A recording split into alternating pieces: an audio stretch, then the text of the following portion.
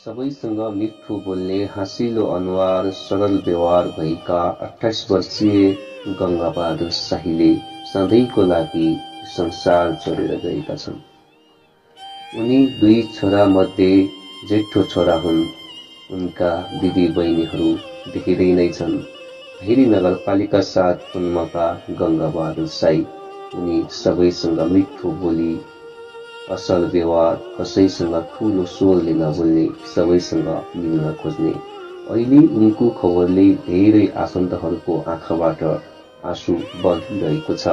उनी रोजगारको सिलसिलामा भारतसम्म गएका थिए। उनी 81 बिरामी भई दिन प्रतिदिन मृत्युसँग लड्न थाले। दिन प्रतिदिन झन्झन गाह्रो हुन थाल्यो। करिब 1 हप्तासम्म अस्पतालको बेडमा मृत्युसँग लड्न थाले।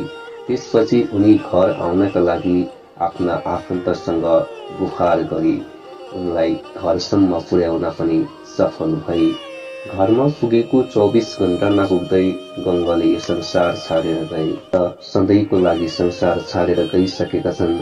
तर घरमा भएकी वृद्ध आमा, श्रीमती, दिदी बहिनी, भाइ, सानो छोरालाई सधैँको लागि आँसुको तलाउमा डुबाएर गएका छन्। आफ्नो श्रीमतीलाई कलिलो उमेरमै विधवा बनाएर गएका छन् भने सानो बच्चालाई सानै उमेरमै टुहुरो बनाएर गएका छन्। यति बेला उनको गाउँ नै शोकमा डुबेको छ। यति बेला गाउँ नै रोएको छ। यो लाउ लाउ खाउ खाउ भन्ने उमेरमै उनले संसार छाडेर गएका छन्।